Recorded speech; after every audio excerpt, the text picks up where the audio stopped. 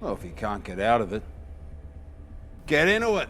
That's pretty great. I mean, it could be applied to terrible things, but I think that's the new channel slogan. What I like about this scene is that nothing earlier makes me worry they're all gonna be slaughtered soon. Just good times with big fluffy water boys and girls. Dude, leave me alone. What? Kitty is such a teen. I didn't really notice it until the second time through, but she has a lot of opinions and they are all ugh.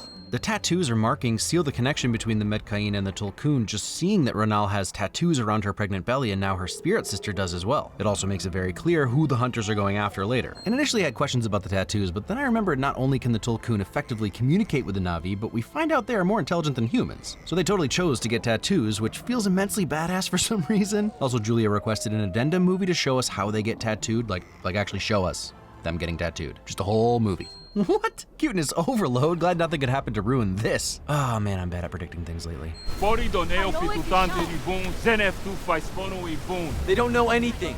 Dang it, Spider, translate the actual words. They're way more believable, but I also kind of get it. It's not like Spider has ever seen a movie with an interrogation scene to know that's exactly what people who do know stuff always say. And this is the second time that the Na'vi, specifically the metkayina, have clearly had no concept of what was about to happen and then were shocked to learn about a new form of violence. But the villagers will not tell them where you are. By my order. Just a glimpse into how the Na'vi treat each other and further defines what Uturu really is. When they show up, we can easily assume it's like asking for political asylum or sanctuary, but clearly it goes beyond that. Also, I just really like the shot where Tonawari walks past the door without saying anything to let them know he's there to talk. Hey, nope, you shouldn't go in there. Don't care if he's a friend. Friends don't need to go in friends' mouths. Nope, obviously nope. I told you nope, but you ignored my nope. I have a uvula too. It might not be this brightly colored, but you don't see me asking friends to crawl into my mouth. It's enough to make you want to go full Sea Shepherd on their butts. And I'm not talking sanitized, edited for TV Animal Planet Sea Shepherd. I'm talking old school, ram in boats. Whoops, that harpoon boat somehow sunk in the harbor. Wonder how that happened, Sea Shepherd. Dang it, look at the water streaming down Payakan's face. I know, groundbreaking CGI movie has good CGI. I see you. It didn't really occur to me before now that I see you, while meaningful regardless, could have multiple meanings just like our different kinds of love, and this doesn't feel like the one you say as a greeting. Alright, those are awesome, and imitating animals that evolve to survive in certain ecosystems in order to excel in those ecosystems makes perfect sense. Also, doesn't everything evolve into crabs anyway? I hate this scene, and we're not going to watch much of it because it's awful, and you can't make me. But I'll admit, it does its job of making me hate it very well. Target a mother because the calf swims slowly and she won't leave the calf. Seriously, just the darkest kind of hunting I've ever heard of. 3-6, you are severe. And look, I know that lots of jobs suck. Lots of jobs even involve killing defenseless animals, and at times the workers need to dissociate from the violence of what they're actually doing so they don't go crazy. That's their lot in life, maybe. But my lot in life is to say screw these guys, hope they all drown. They know the Tulkun are sentient and intelligent. It's literally why they're hunting them. She takes an explosive harpoon to the chest and she's still running. Beautiful. Drowning would be too gentle for this guy, obviously. A good tail crushing, I'd say. Oh, but humans are more important. How can you call for human death? Kill him. Feed his body parts to the Tulkun, don't care. Now that it's over, I might as well give it to Cameron. That was a seriously disturbing scene that made me feel lots of anger. Well done, and screw you. Hey, there's that James Horner theme back again. This stuff just happens to stop human aging. What an immensely boring but 100% on-point reason for them to be slaughtering these emotional, intelligent beings. That's why I drink. Cute, but also maybe draw a line somewhere? I can come up with a million reasons why Jermaine would find himself in this situation, just like real life. But at some point, you have to know it's wrong. And I appreciate that our villains, Scoresby aside, have a little complexity to them. Other than Michelle Rodriguez legit switching sides, we didn't get much of that in the first movie. There have been Maori connections throughout, but the haka really nails it home, and it's intimidating enough that if I wasn't an All Blacks fan or didn't know about Maori culture, I'd think it was sufficiently alien. Saving your family. Got him with the truth. Even if Jake hasn't been executing his version of Save My Family perfectly, it's been his goal since day one. The perfect son like you.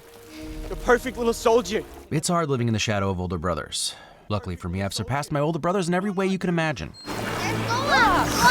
Where you been, Took? Love to see all the kids working together, especially for Payakan. Teamwork. Dad, I mean, Devil Dog, you hear me? Forgot to mention earlier that Devil Dog is an amazing call sign because you get to chuckle to yourself every time anyone says it because none of them have ever had drakes. Like a little inside joke with yourself. Marines are called Devil Dogs? Point still stands. You should stay back. All right. Yeah, something tells me you're not changing her mind, baby bump or not. It's interesting that Natiri never bonds with one of the sea creatures but keeps her Ikran. If I had to guess, the loss of Seize probably made her reluctant to both abandon her new Ikran or make any new bonds. Tactically, it works well for her, but her seeming reluctance to truly embrace the metkayina way comes back to bite her later. She's flying, Jack! Again, scary scene, but these crab mechs are so dope.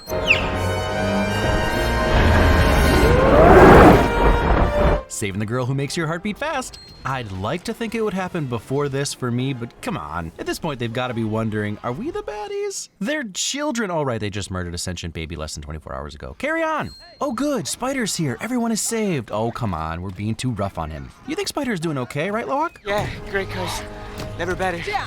They got snap bracelet handcuffs. Count me into this future. Wouldn't even mind getting arrested. They must die. Here. Today. I like how this guy thinks. Tonowati is also a scary dude, for the record. I didn't mention the giant ribs the metkayina have when talking about the differences, but it makes sense for holding in more air underwater, but it also makes Tonowati an absolute unit. It's possible that Payakan is stirring up the sand to cover his approach and retreat, but I like to think he's also just psyching himself up for the attack. I mean, there's also that realization that he's gonna have to break his promise to be non-violent again. Ah, see? I told you those were no good. Ha, even some teamwork to help prove it. Everything gets just insanely chaotic here. Payakan is wrecking fools, throwing stuff everywhere. He turned out to be the best ally. Hell yes! You're the one with the harpoon, but this Tulkun has seen what it does, and like Jermaine said, is smarter than you. You just got rope-a-doped, son. Oh snap! I guess Jake still has a lot of stuff to learn. I did not know they were that skilled. And even if I can revel in the Na'vi victories, it's not like they're unmatched. I just don't get tired of the arrow through the gunship cockpit shots. You know that arrow is moving. And sign this lady up for Maverick's Top Gun class, evasive maneuvers like a pro.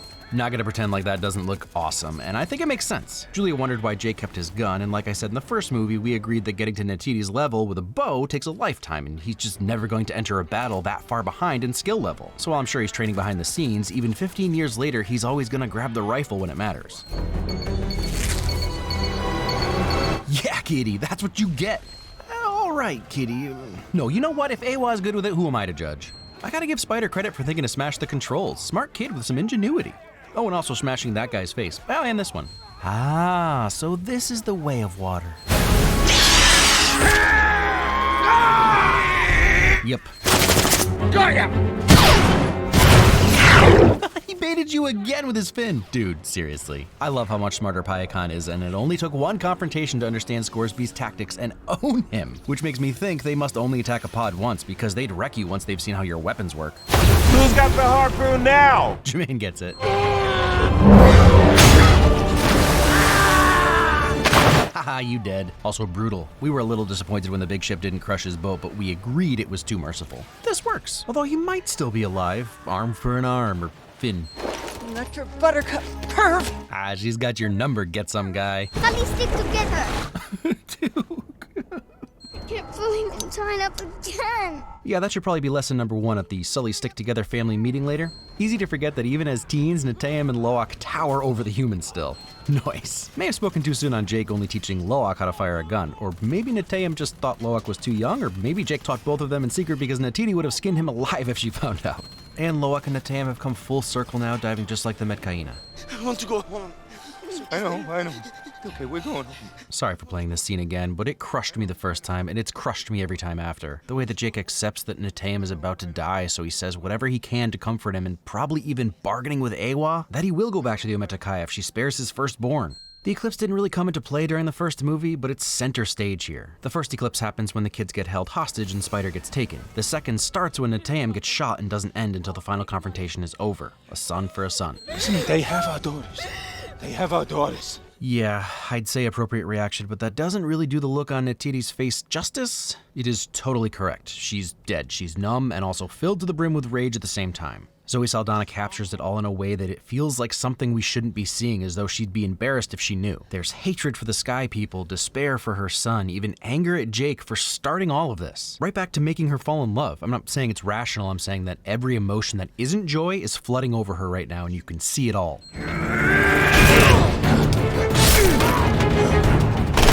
Jake Wick in the house? Sorry, Neytiri Wick in the house? She just shot the recom through the other coon's chest. Time for your favorite segment, Lee requests movies that will never be made. Tonight's selection is Neytiri and Ma Jake going on a rampage murdering all the humans on Pandora. Called... vendetta? Still workshopping the title. Kinda understanding why Neytiri wasn't fully satisfied with the domestic life away from warrioring after watching this. Dude, this is so brutal. It's Mom! Even Neytiri's kids know her fletching. You tell him, Took. You know, in theaters I thought to myself, dang, that is a strong bow, but you should still be careful, and then it's the perfect encapsulation of what she's going through right now. That bow is one of the most important things to her, and she can't control her rage even to protect it. Yeah, moms do be like that sometimes. I don't blame him. I doubt she wants him dead just cuz, but she's clearly seeing pale yellow and you just don't have the blues. Release. Or I got to. Let her go. Don't hurt her.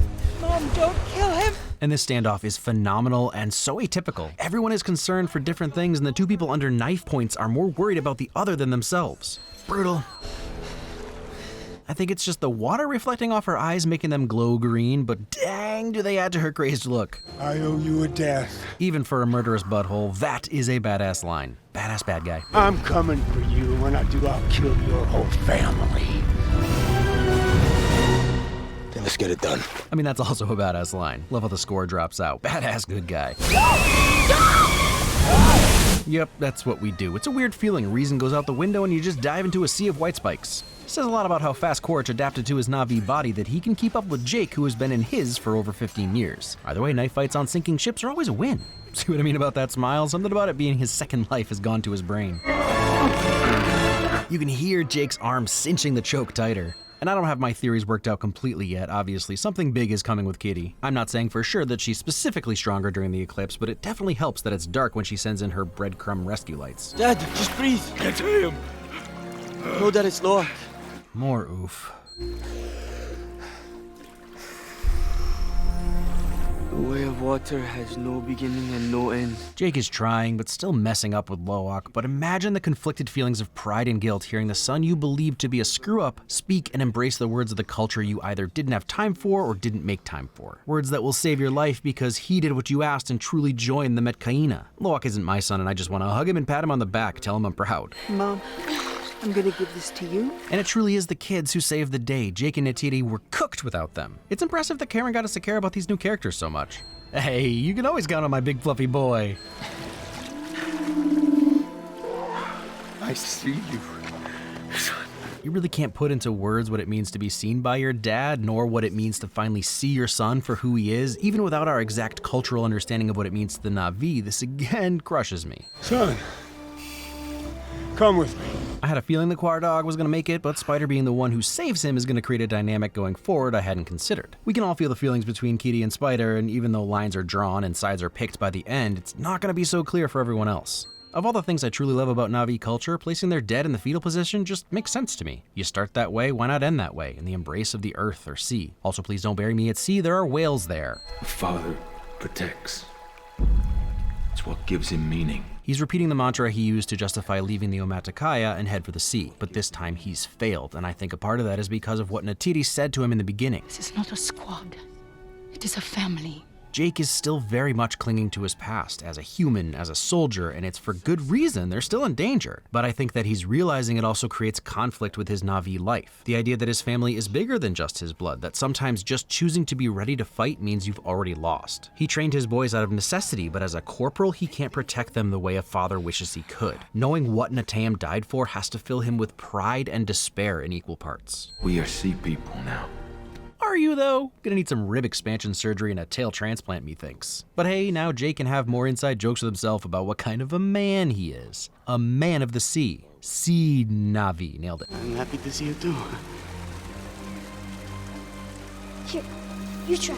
Again, screw you, Cameron. This is kind of the visual representation of what I was talking about. The son who is a soldier but will also always be a boy to you. It hurts, and yet he and Neytiri can find a little solace with Awa. This is where we make our stand.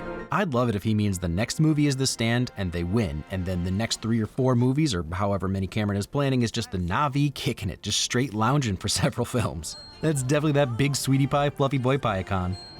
Ready? Fun details and fun facts about this movie you probably didn't notice or know. Kate Winslet beat Tom Cruise's record from Rogue Nation by holding her breath for 7 minutes and 14 seconds, which just sort of blows my mind and makes me want to start training to be a better human all at the same time. Speaking of being underwater, the motion capture they use in this movie did not exist when they wanted to start filming, which is part of the reason there was such a huge gap. But it's also the reason that all the underwater stuff looks so photoreal. They created an underwater version of mocap, LOL. Again, speaking of breath holding, like I said, Quaritch was surprisingly evenly matched with Jake, right? even underwater. Well, that was set up in the first movie, and if you think about it, whatever gave him these scars would definitely have ripped his mask off, so you better believe he started practicing holding his breath after that. I could spend hours marveling over the visuals, but look at Neytiri's uneven fingernails and the little scar on her knuckle right in the first few minutes. Every piece is immaculate.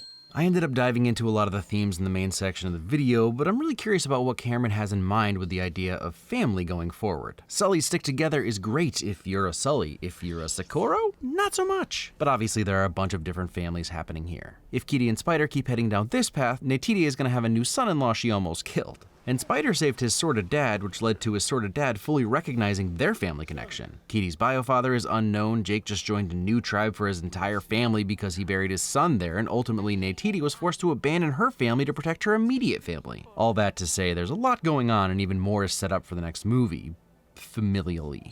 But I have two complaints. The first is that on my first watch, it took me longer than I expected to tell the brothers apart, which on repeat viewings makes me feel really stupid. But I guess I rely on appearances more than I knew, and maybe I'm racist against blue people, apparently. Na'vi face blindness. The second is that it doesn't actually need to be this long, or actually more to the point is that it's clear to me that what Cameron has in mind is a TV show. This was 3 to 5 solid episodes depending on how you want to break it up, and I'm assuming Avatar 3 will be the same. For this to be a normal movie, the time with the metkayina in the beginning should be cut in half, and like 75% of the Tulkun subplot should just be cut. It's all there for a reason, and I like every bit of it, except the hunt, which could have been 90% shorter, but ultimately there are other ways to help us connect to Loak. Still, I'll say it was smart to isolate Loak like this because we build the strongest connection to him, and you barely have to involve Neteyam, which makes his death just a touch more palatable. And don't get me wrong, I love the Tulkun, especially Payakan. This is more me looking for problems because I love experimental stuff. I love that Cameron is one of like 3 directors working today who can say, nah, it's gonna be over 3 hours and you'll like it. And even the producers just fall in line. For real, I'm good with that. Okay, I have one more complaint, and I don't think it's fair to say there were scenes where the CGI was wonky, but I have to guess they were some of the higher frame rate stuff. It's just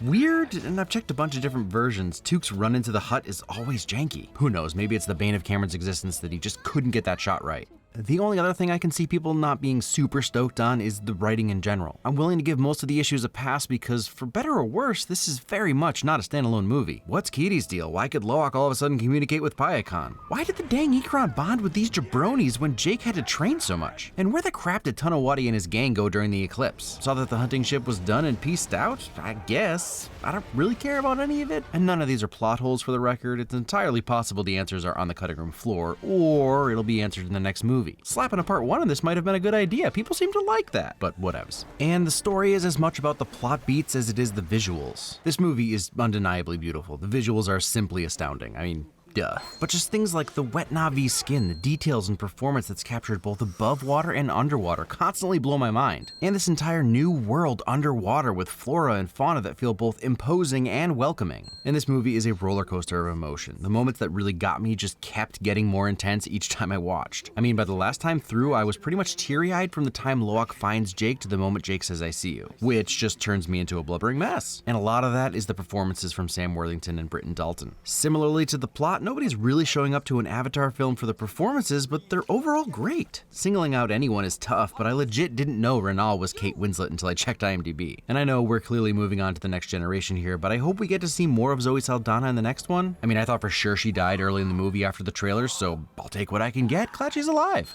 This is gonna sound weird, but to me the biggest standout was Stephen Lang's Quaritch. I don't know if he's just a more believable threat when he's not a puny cliche human, but there was way more range of emotion in this performance. Which is weird because it was mocap, but he felt more real and blue. In the first he's just a walking trope, and in his blue body he comes off even more evil, but also cooler. It was super frustrating because I don't want to like him at all, and I don't want him to get redemption, but it's how the best villains are written, so bring it on. I'm excited to see where Cameron takes these characters and this world next. So when I did my Avatar video, I mentioned some of the problematic stuff, and not everyone agreed. Some people were real buttholes about it. I'll simply say that there were lots of different thoughts from many different indigenous communities, and the movie falls somewhere between awareness and erasure, and I want to talk more in depth about that. But to create a little bit of friction for the trolls and racists, I put my thoughts about all that in an extra section over on Nebula. It also may not be something everyone is interested in, and I need to optimize for audience retention, which this little rant is technically hurting. So anyway, there's a link in the description, even a timestamp if you want to jump right to that section after you sign up. And while you're there, check out my problematic conclusion on The Matrix, as well as a bunch of other exclusive videos I've made for Nebula.